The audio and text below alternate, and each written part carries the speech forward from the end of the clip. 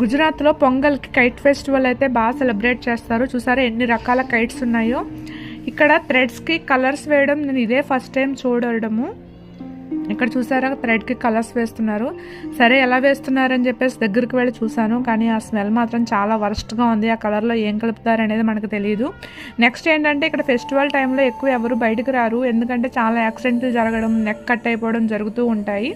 అందుకోసమని ఇక్కడ బైక్స్కి ఐరన్ది ఒకటి కడతారనమాట. అది 50 రూపీస్ ఉంటుంది. ఇక్కడ కనిపిస్తుంది కదా, అది బయటకు వెళ్తే కంపల్సరీ ఇలా కట్టుకుని వెళ్తే నెక్ వరకు ఆ థ్రెడ్ అనేది రాకుండా ఉంటుంది అని సేఫ్టీ కోసము.